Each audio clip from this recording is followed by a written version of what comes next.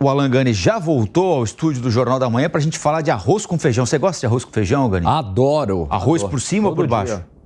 Dia. Eu boto primeiro o arroz, depois o feijão. Exato, aí agora matou.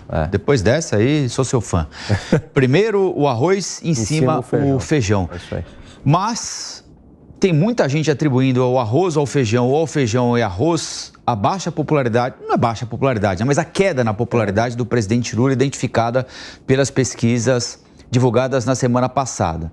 E ontem o presidente se encontrou com ministros, ministro da Agricultura, enfim, ministro da Fazenda, vai se encontrar com determinados segmentos do agronegócio, segundo o ministro, um por vez a partir da semana que vem, para ver o que é que está acontecendo. A gente tem noticiado aqui, né, Gani, já faz muito tempo, uma seca terrível, ano passado, esse ano aqui no Centro-Oeste, 4 ou 5 ciclones extratropicais no sul do país, ou seja, muita lavoura de arroz foi simplesmente perdida. Tem o que fazer? Por exemplo, o presidente Lula vai chamar o produtor de arroz. O que ele pode fazer para reduzir o preço do produto? O produtor de feijão. Tem alguma coisa que ele possa fazer ou tem que esperar uma outra boa safra? Olha, a curto prazo não tem muito o que fazer, não, né? Isso está sujeito a essas questões climáticas e tem um efeito sazonal, geralmente final de ano, chove muito, então acaba prejudicando lavoura e nesse ano, como você bem pontuou, Colombo, aliás, desde o ano passado, né? Você teve seca, você teve ciclone, você também, em algumas regiões, excesso de chuvas. Agora, o que o governo poderia fazer é um investimento em infraestrutura. O Brasil tem um grande desperdício de grãos.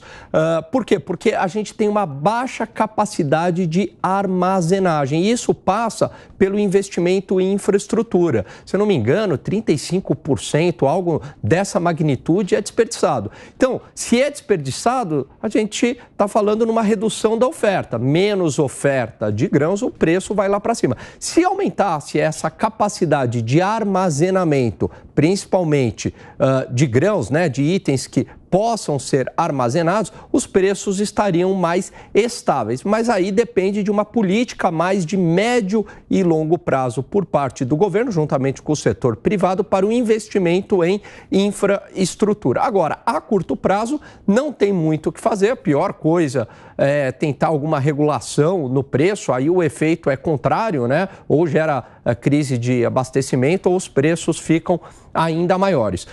O presidente está preocupado, por quê? Porque apesar da melhora de alguns indicadores econômicos, como recuperação do mercado de trabalho, estabilidade inflacionária, não há uma percepção real da população dessa melhora. Diferente do seu primeiro mandato, por exemplo, que houve ali um crescimento da renda e tinha essa percepção. Agora não, parece que a melhora econômica ela só aparece nos indicadores, mas a população de fato não sente. E a renda cresceu, né? E a renda cresceu, exatamente. A massa salarial no ano passado não aumentava tanto desde o Plano Real.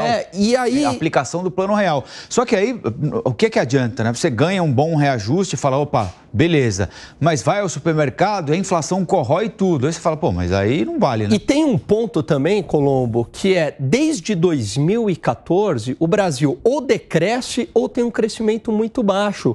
Então, o povo brasileiro apanhou muito desde 2014. 2014 o Brasil não cresceu nada. Aí, 2015, 2016, a gente teve duas quedas de PIB, mais ou menos, da ordem de 3,5%, que é da ordem de uma pandemia sem ter tido uma pandemia. Foi maior do que a pandemia. Maior do que a pandemia. Sem ter tido pandemia, sem ter tido guerra, né? Ligado ao problema fiscal. Um desastre produzido aqui internamente pelo governo Dilma. Exatamente. Tropeçou sozinho.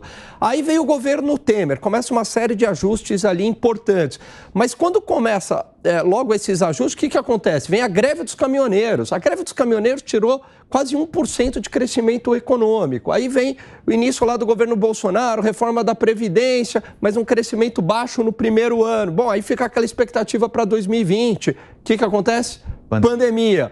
E aí, bom, decresce o PIB, 2021 volta a crescer, mas a gente só recuperou o que a gente perdeu na pandemia. Então, a gente, de fato, teve em 2022 e 2023 um crescimento da ordem de 3%, mas é muito pouco, dado esse histórico, né, de não crescimento ou até de quedas de PIB que ocorreram aí nos últimos 10 anos. Por isso que talvez dê essa sensação para a população. Mas espera aí, o indicador está melhorando, mas eu não sinto uma melhora, além do processo inflacionário. Até daqui a pouquinho. Valeu.